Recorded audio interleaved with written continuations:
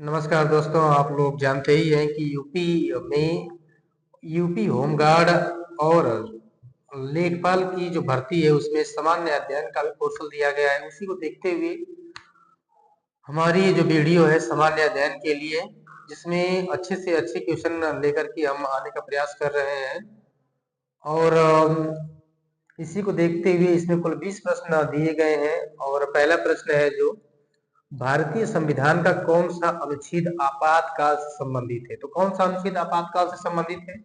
Option A अनुच्छेद 52, option B अनुच्छेद 370, option C अनुच्छेद 324, तो ऑप्शन डी अनुच्छेद 110।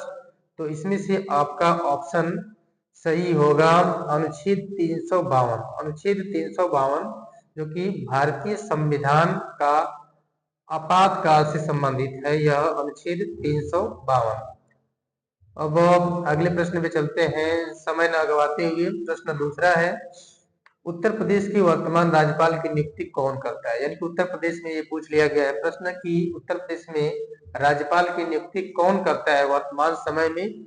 तो उत्तर प्रदेश की नियुक्ति करते हैं राष्ट्रपति, यानी कि ऑप्शन सी इसमें से आपका करेक्ट आंसर होगा। और आप लोग भी अपना उत्तर देते रहेंगे, क्योंकि यह एग्जाम आपके लिए बहुत ही इम्पोर्टेंट है, यूपी होमगार्ड और यूपी लेखपाल की दृष्टि से। तो अधिक से अधिक प्रैक्टिस करने का आप लोग प्रयास करेंगे तो सही रहेगा, क्योंकि प्रैक्टिस ही ज्यादातर परीक्षाओं में काम आता है। तो ऑप्शन आप तीसरा देख रहे हैं, इसमें दिया गया है सत्यमेव जयते किस ग्रंथ से लिया गया है? ये पूछ लिया प्रश्न, सत्यमेव जयते किस ग्रंथ से लिया गया?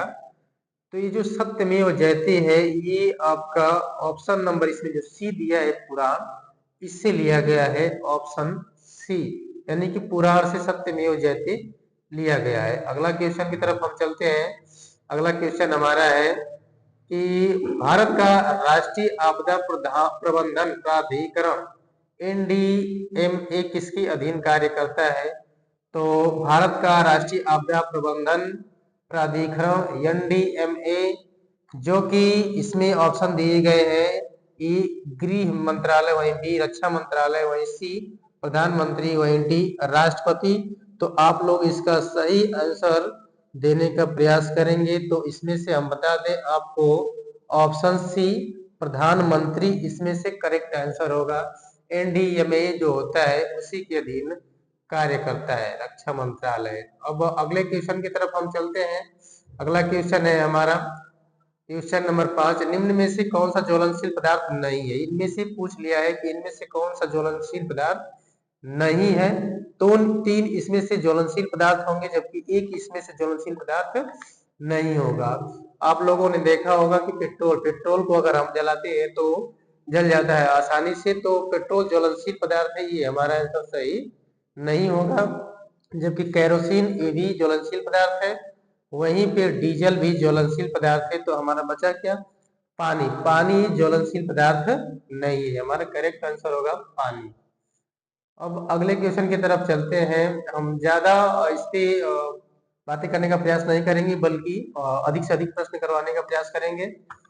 प्रश्न नंबर 6 है, होमगार्ड संगठन की स्थापना भारत में किस वर्ष हुई थी? और इसमें देख लेंगे कि आपको अलग से प्रश्न कराने की कोई जरूरत नहीं है, इसमें सारे प्रश्न करा दिए जा रहे हैं ताकि कोई समस्या आने वाले समय में न हो। तो प्रश्न छठा है, होमगार्ड संगठन की स्थापना भारत में किस वर्ष हुई?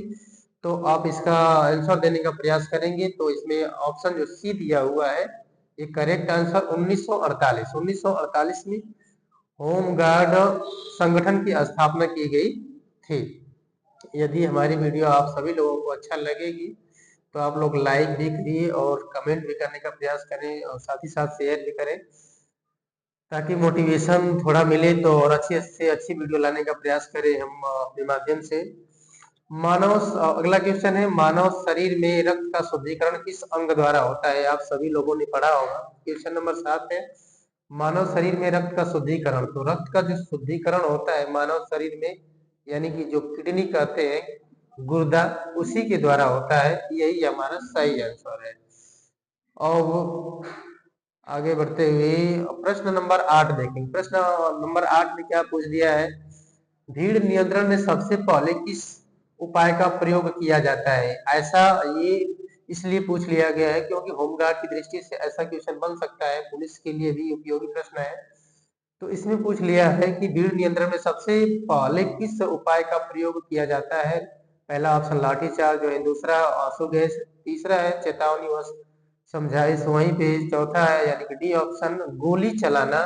तो इसमें से आप सभी लोगों को पता होगा कि इसमें से कौन सा ऑप्शन सही होगा। तो पहले पुलिस अगर आती है तो वो क्या करती है, न गोली चलाती है, ना ही आंसू गैस छोड़ती है, ना ही वो लाठी चार्ज करती है, बल्कि वो क्या करने का प्रयास करती है, पहले लोगों को समझाने का प्रयास करती है। तो चेतावनी व समझाइश ही सही आंसर होगा इसका।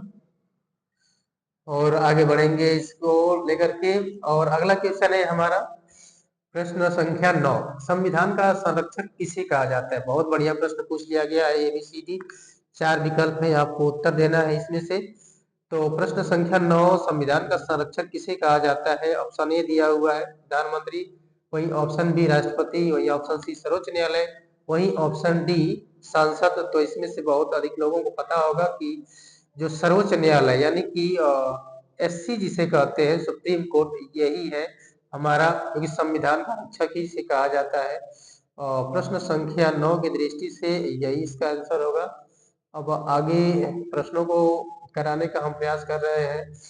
और ये वीडियो अगर आप लोगों को सही लगेगी तो अधिक से अधिक शेयर करने का आप लोग प्रयास करें। प्रश्न संख्या 10 है, फायर एक्सटिंग्विशर में CO2 का उपयोग क्यों किया जाता है? यानी कि CO2 का उपयोग क्यों किया जाता है फायर एक्सटिंग्विशर में?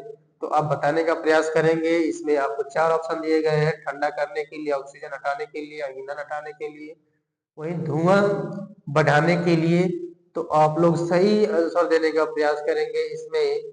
तो इसमें ऑक्सीजन हटाने यानी कि कम करने के लिए किया जाता है CO2 का उपयोग। अब चलते हैं अगले प्रश्न पे। अगला प्रश्न है हमारा प्रश्न संख्या 11। 11 को देखते हैं। सामान्य सा प्रश्न है, उत्तर प्रदेश की राजकीय भाषा क्या है? तो आप लोगों को पता होगा उत्तर प्रदेश की राजकीय भाषा ही हिंदी। हिंदी उत्तर प्रदेश की राजकीय भाषा है और यही हमारा सही आंसर है। और अगले क्वेश्चन की तरफ बढ़ते हैं। प्रश्न संख्या 12, इसमें देखो कभी कभी ये भी पूछ दिए देगा कि फुल फॉर्म भी पूछ देता है, कंप्लीट नेम पूर्ण रूप से कि क्या होता है। तो ऐसे एक आध क्वेश्चन लेकर के आना बहुत जरूरी है। तो इसमें CPR का पूरा नाम क्या है? CPR का पूरा नाम क्या है? तो 4 आपको विकल्प दिए गए हैं CPR में प्रश्न संख्या 12। प्रश्न संख्या 12 में कार्डियो पल्मोनरी रेसुसिटेशन इसका सही आंसर हो जाएगा। और हमें उम्मीद है कि आप सभी लोगों ने सही टिक लगाया होगा और आप लोग जरूर फीडबैक देने का प्रयास करेंगे कितना हमारा सही हो रहा है इन प्रश्नों में से। वही चौथा 13 नंबर प्रश्न है, भारत का सबसे बड़ा राज्य क्षेत्रफल के आधार पर कौन सा होगा? तो भारत का आप सभी लोग जानते होंगे कि भारत का सबसे बड़ा राज्य क्षेत्रफल के आधार से चारों विकल्पों में से और राजस्थान है। जबकि उत्तर प्रदेश ये जनसंख्या की दृष्टि से सबसे घनत्व वाला राज्य है। इसमें देखा जाए तो जनसंख्या सबसे अधिक है उत्तर प्रदेश में। जनसंख्या की बात की जाए तो उत्तर प्रदेश सही होगा, सर्वाधिक जनसंख्या उत्तर प्रदेश में निवास करती है, जबकि राजस्थान क्षेत्रफल के आधार पर सबसे बड़ा राज्य है। वहीं अगला प्रश्न की तरफ हम चलेंगे। ये होमगार्ड की दृष्टि से दिया हुआ है, होमगार्ड का मुख्य कार्य क्या है? यानी कि यदि आपको होमगार्ड बनना है तो उसमें जानना पड़ेगा कि मुख्य कार्य क्या होते हैं। तो अब प्रश्न संख्या 14 है, होमगार्ड का मुख्य कार्य क्या है? युद्ध लड़ना, कानून बनाना, आंतरिक सुरक्षा में सहायता। वहीं ऑप्शन नंबर डी दिया है न्याय देना। तो आप सभी लोगों ने उत्तर सही लगा लिया होगा, आंतरिक सुरक्षा में सहायता, यानी कि ऑप्शन नंबर सी इसका करेक्ट आंसर है। वहीं अब अगले प्रश्न की तरफ चलते हैं। जितना अधिक से अधिक आप लोग प्रैक्टिस करने का प्रयास करेंगे उतना ही अच्छा होगा, ताकि दिमाग में सारी चीजें बैठती रहती हैं। अधिक से अधिक प्रैक्टिस करने से क्वेश्चन भी याद होते हैं। प्रश्न संख्या 15, भारत में पहली जनगणना कब हुई थी? बहुत ही बढ़िया और अच्छा प्रश्न है ये। आप लोग बता सकते हैं। पहला ऑप्शन 1872 है, दूसरा ऑप्शन 1881, तीसरा ऑप्शन 1891, वही चौथा पे है 1901। तो आप सभी लोग जानते होंगे 15 नंबर क्वेश्चन का सही आंसर जो होगा ये हो जाएगा 1881 में पहली बार जनगणना की गई थी। अब अगले क्वेश्चन की तरफ चलते हैं। प्रश्न नंबर 16, निम्न में से कौन सा गैर संचारी रोग है? गैर संचारी रोग निम्न में से कौन सा है? प्रश्न संख्या 16। तो इसमें 4 विकल्प दिए गए हैं, मलेरिया, वहीं डेंगू, क्षय रोग, मधुमेह। तो आपको बता दें, आप सभी लोगों को पता होगा कि गैर संचारी रोग यही होता है, मधुमेह। मधुमेह गैर संचारी रोग होता है। ऐसे अलग टाइप के प्रश्नों को पूछ लिया जाता है कभी कभी किसी भी परीक्षाओं में, तो आप लोग को सावधान होने की जरूरत है। अब क्वेश्चन नंबर 17 है। 17 ये कह रहा है कि आपदा प्रबंधन का प्रथम चरण क्या होता है? आपदा प्रबंधन का प्रथम चरण क्या होता है? 17 नंबर, यानी कि ऑप्शन 4 दिए गए एबीसीडी में। और ए ऑप्शन है पुनर्वास, वहीं बी राहत, सी तैयारी, वहीं डी प्रतिक्रिया। तो आप सभी लोगों को पता होगा कि तैयारी इसका सही आंसर होगा। आपदा प्रबंधन का प्रथम चरण यही होता है, किसी भी चीज को अगर हमें सही ढंग से उसको बचाने का प्रयास करना है तो हमारी तैयारी अच्छी होनी चाहिए, तभी जाकर के हम उसका संरक्षण कर सकते हैं। तो प्रश्न संख्या 18 है, भारतीय राष्ट्रीय ध्वज में अशोक चक्र में कितनी तीलियां होती हैं? आप सभी लोगों को मालूम होगा कि 24 तीलियां होती हैं। 24 तीलियां, जो कि यही आपका ऑप्शन सही है, ऑप्शन सी। तो अगले प्रश्न की तरफ चलते हैं दोस्तों। और आप लोगों को यदि प्रश्न अच्छे लगेंगे तो अवश्य बताने का प्रयास करिए, ताकि हम अच्छे से अच्छे प्रश्न और लाने का हम प्रयास करेंगे अपने इस चैनल के माध्यम से। उत्तर प्रदेश की राजधानी क्या है? तो ये सामान्य सा प्रश्न है, आप सभी लोगों को पता होगा। एबीसीडी जो भी विकल्प दिए गए हैं, सी नंबर आपका सही है, लखनऊ उत्तर प्रदेश की राजधानी। और इन सब प्रश्नों को हम हल्के में न लेने का प्रयास करेंगे, क्योंकि छोटे छोटे प्रश्न कभी कभार छूट जाते हैं, एग्जामों में हो नहीं पाते हैं, तो सबको हमें अपनी निगाहों में बैठा करके रखना होगा, तभी जाकर के हम सफलता प्राप्त कर सकते हैं। प्रश्न संख्या 20 से, होमगार्ड किस विभाग के अंतर्गत कार्य करता है? बहुत ही अच्छा प्रश्न है, क्योंकि होमगार्ड का एग्जाम हो और ऐसे प्रश्न न आए तो फिर सोचने वाली बात होती है। होमगार्ड किस विभाग के अंतर्गत कार्य करता है? तो ऑप्शन एबीसीडी 4 विकल्प दिए गए हैं। ये है रक्षा विभाग, गृह विभाग, शिक्षा विभाग, वित्त विभाग। तो इसमें से ऑप्शन आपका बी सही होगा, गृह विभाग। आप सभी लोगों ने लगाया होगा। और लास्ट में हम ये आप लोगों को कहना चाहेंगे कि यदि वीडियो अच्छी लगे तो लाइक जरूर करें, लाइक से प्रोत्साहन बढ़ता है, और कमेंट करने का प्रयास करें, और ये भी बताने का प्रयास करें कि आपका स्कोर क्या बन रहा है इस वीडियो के माध्यम से।